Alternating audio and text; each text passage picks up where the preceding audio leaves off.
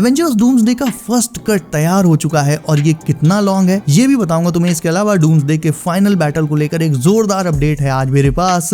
इसमें एक नहीं 2 फाइनल बैटल्स होंगे, कुछ भी मिस मत करना, सब कुछ कवर करेंगे। लेकिन उससे पहले हेलो गाइस, मेरा नाम है Himanshu and you are watching the Buzz Beam show. Okay, so Marvel की तरफ से ऑलरेडी बता दिया गया था कि डूम्सडे और सीक्रेट वॉर्स मार्वल की लॉन्गेस्ट मूवीज में से एक होंगी। इनफैक्ट खुद रूसो ब्रदर्स ने कहा था कि डूम्सडे का रन टाइम अराउंड 2.5 घंटे तक का होगा, वहीं सीक्रेट वॉर्स 3 आवर्स तक जा सकती है। अब ऐसी मूवीज जो ऑलमोस्ट 3 आवर्स लॉन्ग होने वाली हैं और इतने बड़े बजट पर बन रही हैं, उनका फर्स्ट कट जाहिर है काफी लॉन्ग होगा। तो एग्जैक्ट लेंथ की बात करें तो ये जो रूमर्स हैं इनके अकॉर्डिंग एवेंजर्स डूम्सडे के फर्स्ट कट के लिए मार्वल के पास लगभग 7 घंटे की फुटेज है, 7 आवर्स की फुटेज। इसी फुटेज में से मूवी का फर्स्ट कट दिसंबर में तैयार किया जाएगा, ऐसी रूमर्स हैं। देखो, कोई भी मूवी हो उसके फर्स्ट कट और फाइनल कट में बहुत अंतर होता है। फाइनल कट एकदम फाइनलाइज्ड फॉर्म होता है और अभी तो डूम्सडे की फेज 2 की शूटिंग भी होनी है, काफी सारे रीशूट्स भी होंगे। उसके बाद वीएफएक्स पर तो बहुत ही ज्यादा काम होना है इसमें। एंड मेनली देखा जाए तो डूम्सडे की डेट जो डिले हुई है वो वीएफएक्स की ही वजह से हुई है, क्योंकि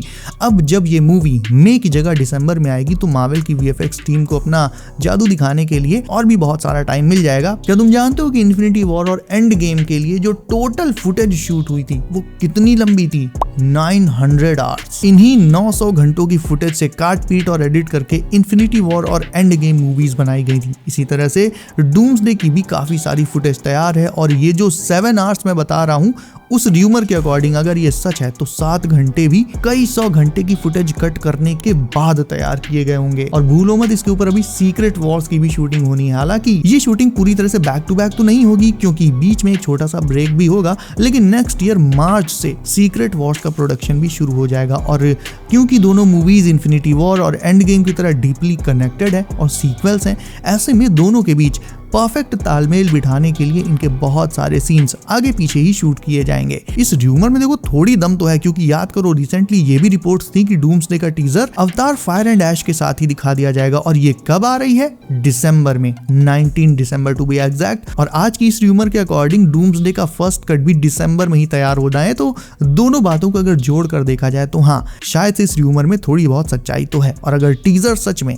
अवतार के साथ आ जाता है तो ये र्यूमर और सच हो जाएगी कि मूवी का फर्स्ट कट या तो तैयार हो चुका है या फिर तैयार होने वाला है। टीजर का मकसद होता है फैंस को मूवी के लिए हाइप्ड कर देना। छोटी छोटी पॉलिश्ड और फिनिश फुटेज से टीजर और फर्स्ट लुक्स तैयार किए जाते हैं और कभी कभी तो टीजर में ऐसी फुटेज दिखा दी जाती है जो मूवी में होती ही नहीं, बस हाइप बनाने के लिए। यानी कभी कभी टीजर के लिए अलग से फुटेज भी शूट कर ली जाती है। ऑल इन ऑल मेरा पॉइंट ये है कि टीजर अगर आ जाता है तो मूवी के फर्स्ट कट तैयार होने वाली बात काफी हद तक खुद में सच हो जाएगी और फिर मेन ट्रेलर भी हमें उम्मीद से बहुत पहले मिल सकता है। एंड अब आते हैं आज की मेन लीक पर, जो मेरी पिछली वीडियो से डायरेक्टली कनेक्टेड है। लास्ट वीडियो मैंने तुम्हें बताया था कि डूम्सडे में 2 एवेंजर्स टीम बनेंगी, जिनमें से एक जाएगी इनकर्जन रोकने, फिर मोनिका और लोकी को बचाने। तो ये टीम तो इधर उधर घूमती रहेगी, बट दूसरी टीम जो अर्थ 616 पर रुकेगी वो एक दूसरे खतरे को फेस करेगी, क्योंकि लीक्स ये थी कि कोई अनजान खतरा अर्थ 616 पर इन्वेजन करने आ रहा है। और साथ में मैंने तुम्हें ये भी बताया था कि ये अननोन फोर्स ना ही डॉक्टर डूम की टीम है और ना ही एक्समैन। क्यों नहीं हो सकते वो मैंने उस वीडियो में ऑलरेडी कवर कर लिया था, तो उस पर मैं नहीं जा रहा हूँ। ये फोर्स कोई और ही है और ब्रांड न्यू डे में द लीडर जिन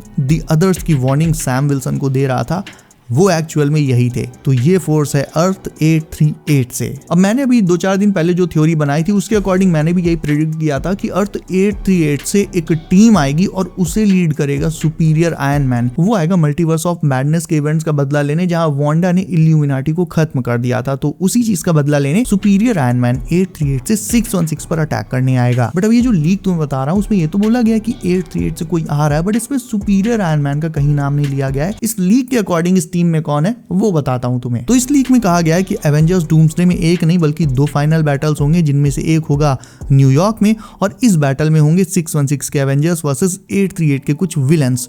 टीम में कौन कौन होगा वो बता देता हूँ। एवेंजर्स की टीम में होगा स्पाइडी, यंग एवेंजर्स, वकांडियंस, कुछ म्यूटेंट्स, और वहीं 838 की टीम में एक्चुअल में डॉक्टर डूम की टीम होगी जिसका नाम होगा कबाल, और उन्हें लीड करेगा किंग थैनोस, मैस्ट्रो और कुछ एक और विलेंस। अब सीधे तौर पर कहूँ तो ये र्यूमर अपने आप में कोई सेंस नहीं बनाती है, साफ बता देता हूँ। क्योंकि पहली बात तो 838 का थैनोस ऑलरेडी मर चुका है, जो हमें मल्टीवर्स ऑफ मैडनेस में कंफर्म दिखाई दिया गया था। तो किंग थैनोस के 838 से आने का कोई चांस है ही नहीं। सेकंड, डूम की टीम भी 838 से नहीं आ सकती। ऐसा सिर्फ और सिर्फ एक पॉसिबल सिनेरियो में हो सकता है और वो ये कि 838 का जो सुपीरियर आयरन मैन है वो एक्चुअल में आयरन मैन ना होकर खुद ही विक्टर वॉन डूम हो और ये अल्ट्रॉन सेंट्रीज उसी के हों जिन्हें मे बी वो इल्यूमिनाटी के मरने के बाद डूम बॉट्स में कन्वर्ट कर देगा। बट ये चीज़ अभी के लिए मैं कहूँगा एक लॉन्ग शॉट है, क्योंकि मैंने जब लास्ट वीडियो में अपनी थ्योरी तुम्हारे साथ शेयर की थी कि सुपीरियर आयरन मैन वगैरह, तो उस थ्योरी की स्क्रिप्ट लिखते टाइम मेरे दिमाग में ये बात आई थी कहीं 838 का जो सुपीरियर आयरन मैन है जो हमें दिखाया नहीं गया, कहीं वो खुद ही तो डॉक्टर डूम नहीं है। लेकिन फिर मैंने सोचा तो देखो ऐसा नहीं हो सकता, क्योंकि डॉक्टर डूम का चेहरा टोनी जैसा होने के पीछे कोई बहुत ही गहरा राज है। प्लस ये पहले ही कंफर्म किया जा चुका है कि अपने 616 वाले टोनी की डेथ डॉक्टर डूम की कहानी से सीधे जुड़ी हुई होगी। अब अगर डूम वाकई में 838 से आता होता तो अपने टोनी और उसके बीच दूर दूर तक कोई भी कनेक्शन नहीं है, चाहे कितनी भी गणित लगा लो।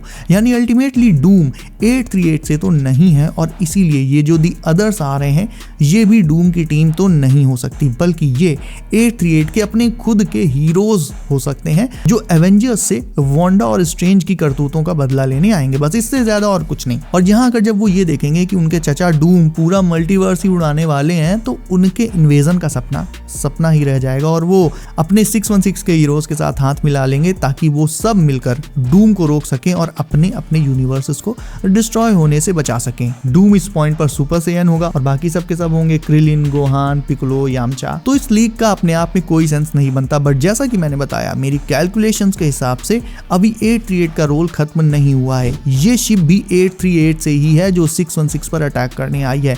जैसा कि हम जानते हैं कि 838 में भी एक फैंटास्टिक फोर टीम मौजूद है, क्योंकि रीड रिचर्ड्स वहां पर था और वो इस वाले रीड से बहुत ज्यादा सही था। भले ही उसने ब्लैक बोल्ट को बेवकूफ़ी में मरवा दिया हो, बट इसमें कोई शक नहीं है कि वो था तो सुपर स्मार्ट, क्योंकि वो टाइम प्लेटफॉर्म से ट्रैवल करता था और इन्हें कार में बैठने की तमीज नहीं है। तो खुद सोच लो एक्चुअल में कौन ज्यादा स्मार्ट है। तो मेरा पॉइंट ये है कि भले ही 838 का रीड मर चुका हो, बट उसकी फैंटास्टिक फोर टीम के बाकी मेंबर्स तो जिंदा होंगे ना, और उन्होंने वहां के सुपीरियर आयरन मैन और कुछ दूसरे हीरोज को इकट्ठा करके इस शिप में भरा और 616 पर बदला लेने पहुंच गए। सच पूछो तो ये जो स्टाइल और कलर है इस फैंटास्टिक फोर लोगों का जो शिप में बना हुआ है वो इस वाले रीड के लोगों से बहुत ज्यादा मैच करता है। ये है अर्थ 828 के फैंटास्टिक फोर का लोगो जो मूवी अभी आई थी। ये है 838 यानी मल्टीवर्स ऑफ मैडनेस के फैंटास्टिक फोर का लोगो एंड फाइनली ये रहा शिप वाला लोगो। भाई मेरे हिसाब से तो शिप का लोगो पेड्रो पास्कल वाले से तो बिल्कुल मैच नहीं कर रहा है, लेकिन 838 के रीड से काफी मैच कर रहा है।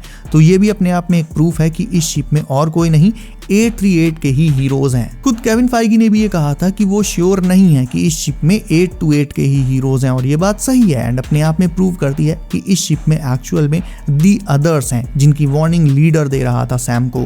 काफी लोगों ने ये भी प्रेडिक्ट किया था कि इस शिप में खुद डूम और फ्रैंकलिन हो सकते हैं एंड यस ये एक पॉसिबिलिटी थी, लेकिन जैसे जैसे मैंने इसके तार खोले चीजें और साफ होती गई और यकीन मुझे तब हुआ जब मैंने तीनों लोगोज मैच किए और फिर जो मुझे दिखा वो तुम्हारे साथ शेयर करना बहुत जरूरी था, है कि नहीं। तो आई थिंक 2 फाइनल बैटल्स होंगे ठीक उसी तरह से जैसे इन्फिनिटी वॉर में 2 बैटल्स साइमल्टेनियसली हो रहे थे, एक टाइटन प्लैनेट पर थैनोस के अगेंस्ट एंड दूसरा वकांडा में। उसी तरह से 2 बैटल्स डूम्सडे में भी साइमल्टेनियसली चलेंगे, एक होगा न्यूयॉर्क में 838 के हीरोज के अगेंस्ट और दूसरा एक्समैन के यूनिवर्स 10005 में या फिर लोकी के सिटाडेल में भी हो सकता है। आई थिंक सिटाडेल में ही होगा डूम और उसकी एक्चुअल टीम के अगेंस्ट और थॉर वहीं पर होगा, ना कि न्यूयॉर्क वाले बैटल में। तभी तो हमें थॉर और लोकी का रीयूनियन देखने मिलेगा। लेकिन एक बात और बता दूं, ये जो प्लॉट थ्योरी मैंने तुम्हें बताई है ये पूरी नहीं थी, पूरी थ्योरी काफी बड़ी है। इसमें एवेंजर्स डूम्सडे की पूरी कहानी को बताया गया है और जब मैंने इसे पूरा पढ़ा तो एक्चुअल में आगे बहुत अच्छी अच्छी चीजें लिखी थी, मतलब बहुत गजब की चीजें लिखी थी और ज्यादातर चीजें सेंस भी बना रही थी। तो एक काम करते हैं, ये जो फुल स्टोरी वाली थ्योरी है इसको नेक्स्ट वीडियो में पूरा कवर करेंगे। आज की वीडियो को यहीं रैप अप करते हैं। तो तुम्हारे मन में अगर कोई सवाल हो, कोई डाउट हो, डेफिनेटली कमेंट करके पूछ सकते हो। इसके अलावा वीडियो कैसी लगी ये भी बताना, अच्छी लगी तो लाइक कर दो एंड चैनल कर लो सब, ताकि अगली फुल स्टोरी वाली वीडियो तुम्हें तुरंत ही मिल जाए। सो बी सेफ गाइस, अपना ख्याल रखिए आप। मेरा नाम है Himanshu and as always I will see you in next one.